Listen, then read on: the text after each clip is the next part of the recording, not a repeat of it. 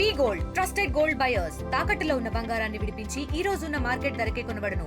మరిన్ని వివరాలకు సంప్రదించండి 77107720.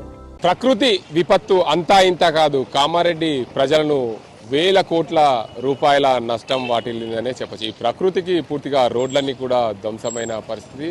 ప్రధానంగా చెరువులు, కుంటలు అన్నీ తెగిపోయి కామారెడ్డి పట్టణంలోకి రావడం వల్ల ఇంత విపత్తు జరిగిందనే చెప్పవచ్చు. ప్రధానంగా చూడొచ్చు మనం, ప్రధానంగా కామారెడ్డి పట్టణం నుంచి జాతీయ రహదారి 44కు వెళ్ళే రహదారి ఇది. రహదారి ఏదైతే హౌసింగ్ బోర్డు కాలనీ ప్రాంతంలో ఉన్నాం, ఈ హౌసింగ్ బోర్డు కాలనీ ప్రాంతంలో రోడ్డు ఒక్కసారిగా కామారెడ్డి పెద్ద చెరువుకు సంబంధించి నీరు ఒక్కసారిగా రావడం, దీంట్లో అంతకు సంబంధించి ఈ ప్రాంతంలో విధ్వంసమే జరిగింది. ప్రకృతి విపత్తు భారీగా జరిగిందనే చెప్పచ్చు. ప్రకృతి విపత్తుకు ఇది ఎవరు అంచనా వేయలేనిదే. సుమారు పంచాయతీ రాజ్కి సంబంధించిన 26 రోడ్లు ధ్వంసమయ్యాయి.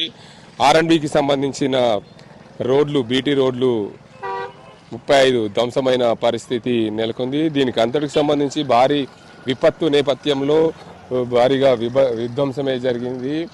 కామారెడ్డి జిల్లాకు సమీపంలో ఉన్న ఏదైతే తిమ్మక్పల్లికి సంబంధించిన చెరువు ఒక్కసారి నిండడం, ఆ చెరువు తెగిపోయి చిన్న మల్లారెడ్డికి సంబంధించిన చెరువులోకి రావడం, అక్కడ నుండి కామారెడ్డి పెద్ద చెరువులోకి రావడం, ఒక్కసారిగా పెద్ద చెరువులో నీరంతా కూడా కామారెడ్డి పట్టణం వైపు దూసుకురావడం, ఒక్కసారిగా భారీగా వరద నీరచి చేరడం అసలు ఊహించలేని పరిణామం. దీనివల్ల జిల్లాలో 168 రోడ్లన్నీ ధ్వంసమయ్యాయి. సుమారు 36 చెరువులు కూడా ధ్వంసమైన పరిస్థితి. ఈ చెరువులన్నీ కూడా కామారెడ్డి జిల్లాలో, ఎందుకంటే జిల్లాకు సంబంధించి చూసుకుంటే ఎక్కడైనా చెరువులు నిర్మాణం జరిగేటప్పుడు నిజాం కాలంలో చెరువులు నిర్మాణం చేపట్టారు. నిజాం కాలంలో చెరువులన్నీ కూడా గొలుసు కట్టు చెరువులు. ఒక చెరువు నుండి ఇంకో చెరువులోకి ఖచ్చితంగా నీరు వస్తుంది. ఆ గొలుసు కట్టు చెరువులు అంటే ప్రధానంగా పైన ఉన్న చెరువు నిండినప్పుడు ఆ చెరువులో నీరంతా కూడా కిందికి ఇంకో చెరువులోకి వెళ్తుంది.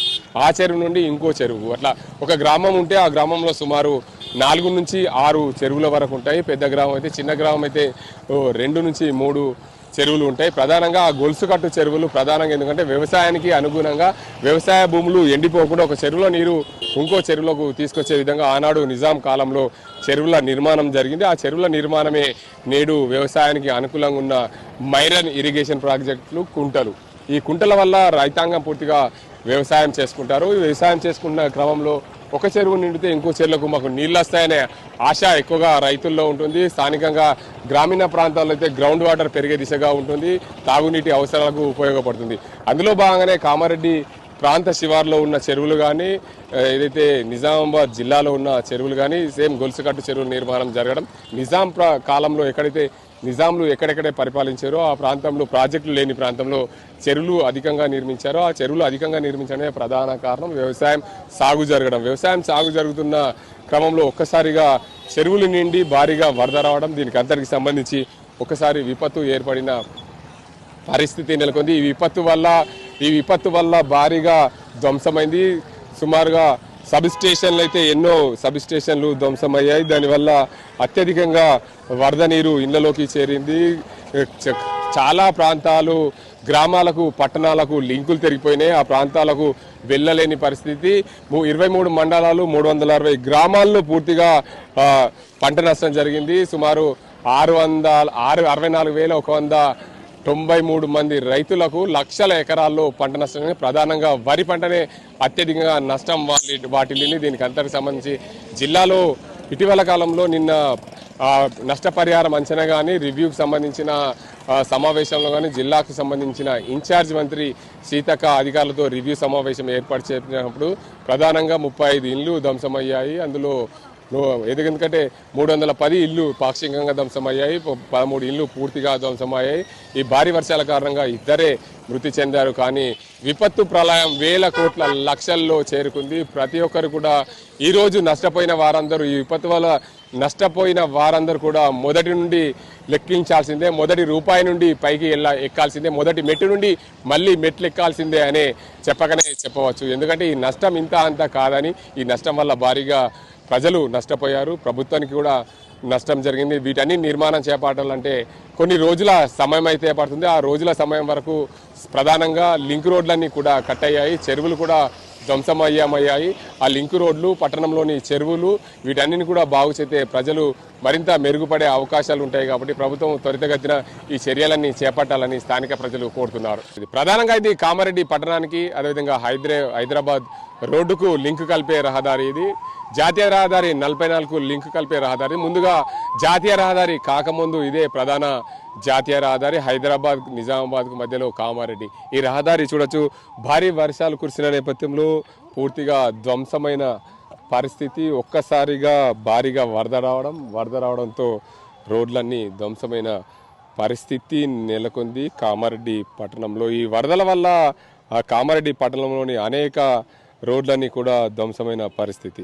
మొత్తానికి కామారెడ్డిలో భారీ వర్షాల నేపథ్యంలో కామారెడ్డి పట్టణమంతా అతలాకుతలమైంది. ఈ అతలాకుతలం అంటే ప్రధానంగా రోడ్లన్నీ ధ్వంసం, జనజీవన స్రవంతికి ఇబ్బందులు, ఎన్నో కష్టాలు పడ్డాయి కామారెడ్డి పట్టణ ప్రజలనే చెప్పచ్చు. ప్రధానంగా భారీ వర్షాలతో నీట మునిగిన ప్రధాన కాలనీలు, ఈ కాలనీలకు రోడ్లన్నీ కూడా ధ్వంసమైన పరిస్థితి. కాలనీలోని 13 ఇళ్ళు పూర్తిగా ధ్వంసమయ్యాయి, 310 ఇళ్ళు పాక్షికంగా ధ్వంసమయ్యాయి, 35 చెరువులు తెగిపోయిన పరిస్థితి. ప్రధానంగా 23 మండలాలు, 380 గ్రామాల్లో భారీగా నష్టం జరిగింది. దీనికి అంతటికి సంబంధించి పూర్తిగా 24 కిలోమీటర్ల దెబ్బతిన్న విద్యుత్ లైన్లు, 15 సబ్ స్టేషన్లని ప్రధానంగా చెప్పొచ్చు. భారీ వర్షాల కారణంగా అత్యధికంగా ప్రధానంగా గ్రామాలకు రోడ్లు ఉంటాయి, జనజీవన స్రవంతిని కలిపే రహదారులు అవన్నీ. ఆ రహదారులు కూడా పూర్తిగా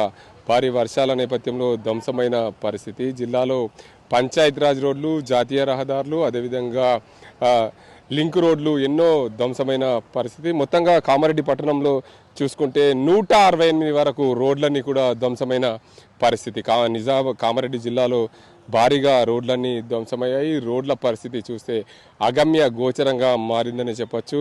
ఎక్కడ చూడు కాలు పెడితే నడవలేని పరిస్థితి నెలకొంది ఈ కామారెడ్డి పట్టణంలో. పూర్తిగా 26 పంచాయతీ రోడ్లు ధ్వంసమైన పరిస్థితి. వీటన్నింటికి కూడా 35 R&B రోడ్లు దెబ్బతిన్నది. జాతీయ రహదారి అయితే ప్రధానంగా కాశ్మీర్ టు కన్యాకుమారి వెళ్లే జాతీయ రహదారి ప్రధానంగా కామారెడ్డి పట్టణ సమీపంలో ఏదైతే కుప్రియాల్ ఎంట్రన్స్ నుండి ఇటు కామారెడ్డి పట్టణానికి వచ్చే ప్రధాన ఎంట్రన్స్ దగ్గర రోడ్డు కూడా ధ్వంసమైన పరిస్థితి నెలకొంది. ఆ రోడ్డు వల్ల ప్రధానంగా చాలామంది ప్రజలు ఇబ్బందులు పడుతున్నారు. దాంతోపాటు ట్రాఫిక్ కూడా అంతరాయం కలుగుతుంది.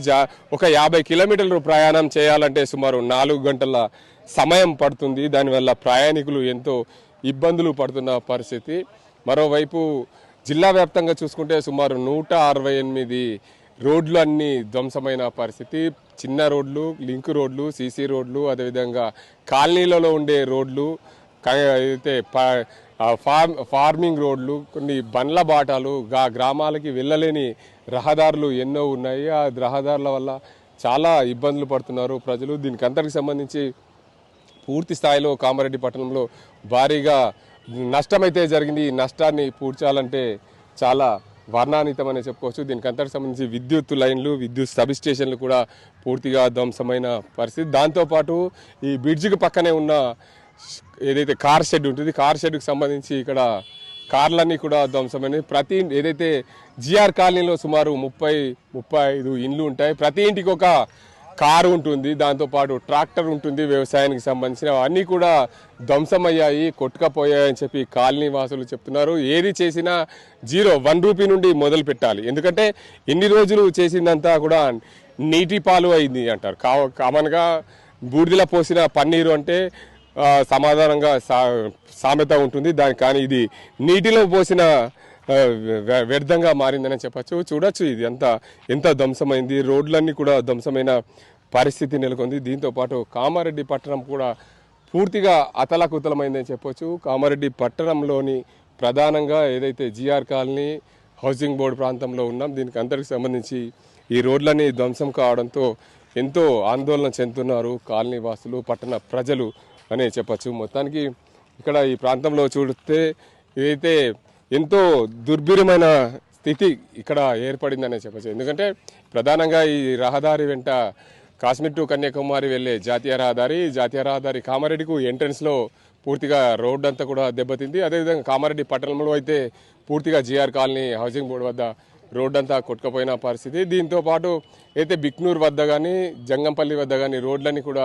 ధ్వంసమయ్యాయి. చెరువులు కుంటలు తెగిపోవడం వల్లనే ప్రధానంగా ఇంత విధ్వంసం జరిగిందనే చెప్పొచ్చు. ఈ విధ్వంసానికి వెలకట్టలేనిది. ఎందుకు అంటే ఒకరిద్దరు ప్రాణాలే కోల్పోయారు కావచ్చు, కానీ ఎన్నో వేల కోట్ల ఆస్తుల నష్టం జరిగింది. దీనివల్ల ప్రభుత్వానికి నష్టం, ప్రజలకు నష్టం వాటిల్లింది. ప్రకృతి వైపరీత్యాల రీత్యా ఇంత పెద్ద నష్టం వాటిల్లింది. అనేక రోడ్లన్నీ ధ్వంసమయ్యాయి. గ్రామాలకు పట్టణాలకు లింకు తెగిపోయిందనే ప్రధానంగా చెప్పవచ్చు. ఇది ఇక్కడ పరిస్థితి.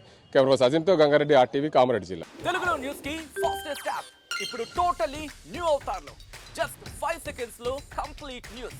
సోషల్ మీడియాలో ట్రెండ్స్ కి one stop solution. Live TV app voice search option తో ఇప్పుడే డౌన్లోడ్ చేయండి లేదా అప్డేట్ అయిపోండి. యాప్ లింక్ డిస్క్రిప్షన్ లో ఉంది.